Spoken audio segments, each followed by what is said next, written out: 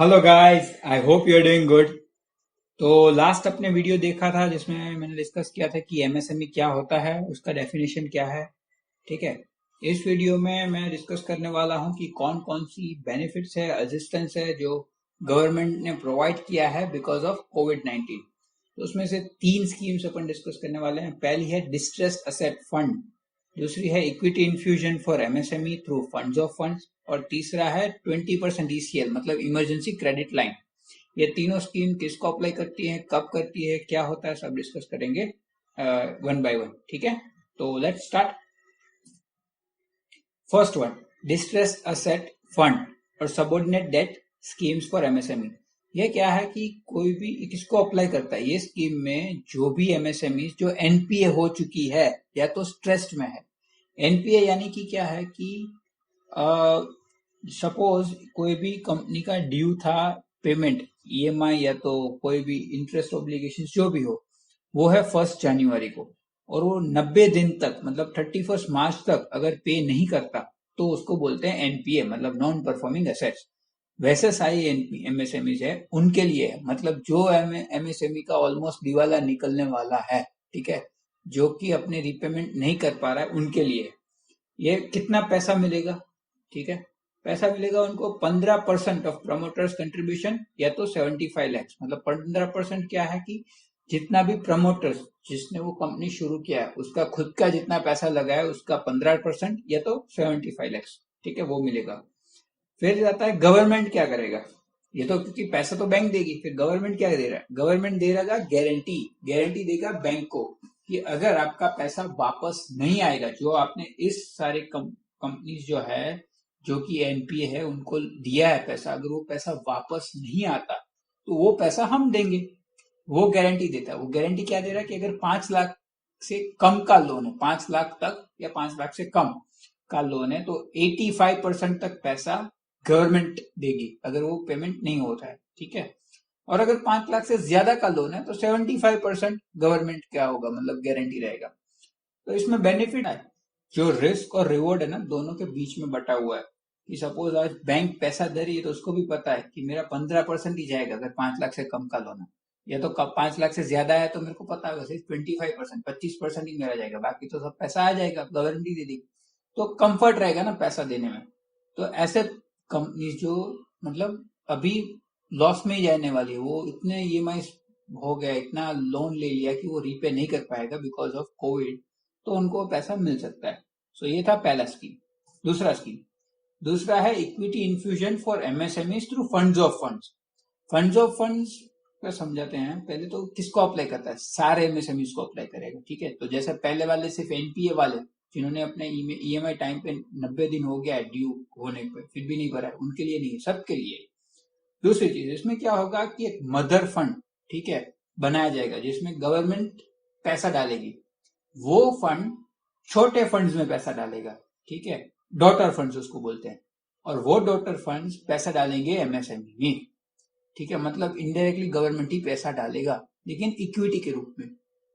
अब क्या उसमें वेंचर कैपिटलिस्ट और प्राइवेट इक्विटी फर्म्स जो रहेगी वो डायरेक्टली ऐसे एमएसएमई को ढूंढेंगी जिनका कॉमर्शियली अच्छा रहेगा, वायबिलिटी है, आगे सर्वाइवल दिख रहा है, उनमें वो पैसा इन्वेस्ट करेगा।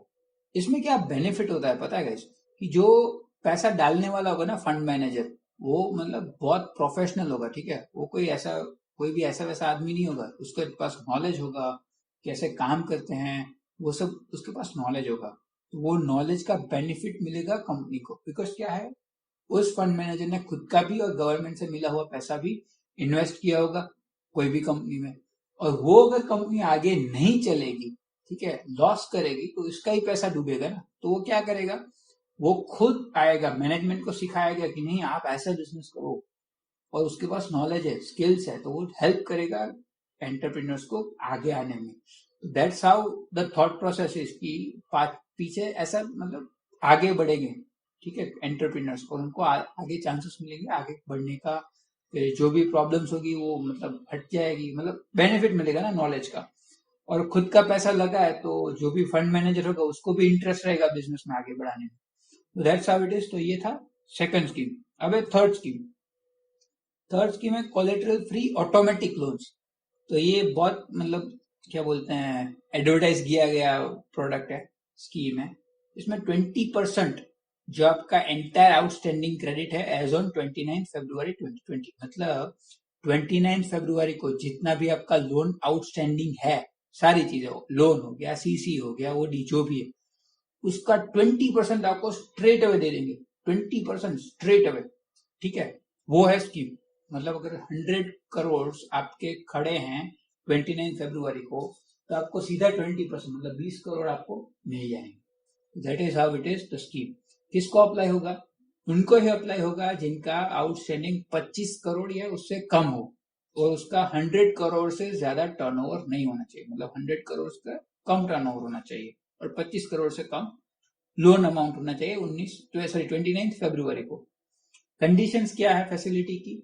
कि 4 साल की लोन मिलेगी, मतलब ये 20% है ना, 4 साल के लिए मिलेगा। उसमें क्या है, मोरेटोरियम रहेगा 12 महीने का प्रिंसिपल रिपेमेंट के, मतलब कि सिर्फ 12 महीने तक बंदा सिर्फ इंटरेस्ट ही भरेगा, उसको ना प्रिंसिपल देना ही नहीं है। जितना वो 20% मिला उसका जो इंटरेस्ट होता है वही भरना है सिर्फ 12 महीने, और फिर नेक्स्ट 3 साल में उसको पूरे का पूरा लोन प्रीपे करना पड़ेगा। मतलब टोटल 4 साल के लिए फैसिलिटी मिलेगा। उसमें कोई गारंटी फी नहीं रहेगी और नया कोलेटरल भी नहीं देना पड़ेगा, मतलब कुछ गिरवी नहीं रखवाना पड़ेगा, जो गिरवी ऑलरेडी है वही उसको ही चलाओ, कोई नया चीज गिरवी रखना की जरूरत नहीं है। और इसमें गवर्नमेंट 100% गारंटी देने वाला है गाइस, और वो सिर्फ प्रिंसिपल और इंटरेस्ट दोनों पे, मतलब जितना भी आपका प्रिंसिपल है और उसके ऊपर जितना भी ब्याज है, ब्याज, ठीक है, इंटरेस्ट, वो दोनों मिला के जितना भी होगा वो पूरे का पूरा कवर करेगा गवर्नमेंट। ठीक है, तो जो भी बैंक्स होगी वो तो बहुत मतलब अच्छा फील करेगी कि भी पैसा है तो दे दो, क्योंकि अगर दे ही दो, प्रॉफिट होगा तो अपना है, लॉस होगा तो गवर्नमेंट देने ही वाली है। तो अच्छा पोजीशन है ना दोनों के लिए। सो दैट्स हाउ इट इज। तो उसके लिए गारंटी भी दे रहा है गवर्नमेंट। ठीक है, बूस्ट करेगा ना सारी बैंक्स को पैसा देने में, लिक्विडिटी बढ़ेगी, बिजनेस होगा। तो वैसा है ये स्कीम। और टाइम लिमिट्स और टाइम लिमिट कब तक चलने वाला है? ठीक है, ये एक्सपेक्टेड है कि ये 45 lakhs यूनिट्स को मिलेगा टिल 31 अक्टूबर 2020, मतलब 31 अक्टूबर तक ये स्कीम चलेगा। या 3 लाख करोड़ जो सैंक्शन हुआ है, मतलब इस स्कीम के ऊपर, वो खत्म नहीं होता तब तक, मतलब पूरे देश में जब तक 3 लाख करोड़ से या तो सैंक्शन नहीं हो जाता एक, या तो दूसरा 31 अक्टूबर नहीं आ जाती, वो दोनों में से जो पहले होता है तब ये स्कीम खत्म होगा। ठीक है, क्योंकि 3 लाख वो जो पैकेज आया था ना स्टिम्युलस, उसमें 3 लाख करोड़ इसके लिए दिया था। सो दैट्स हाउ इट इज। तो 3 लाख करोड़ जब तक खत्म नहीं होता तब तक मिलेगा बेनिफिट, उसके बाद तो नहीं मिलेगा।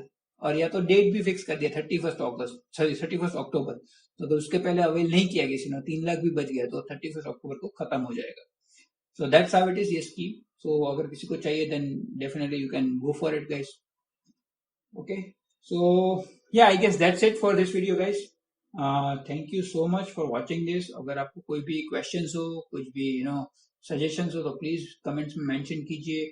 और अगर आपको ये वीडियो पसंद आता है तो प्लीज लाइक कर दीजिए, सब्सक्राइब कर दीजिए मेरे चैनल को, और शेयर कीजिए वीडियो दोस्तों, अपने दोस्तों के साथ, सो दैट उनको भी पता चले कि क्या है, क्या नई स्कीम्स आई है।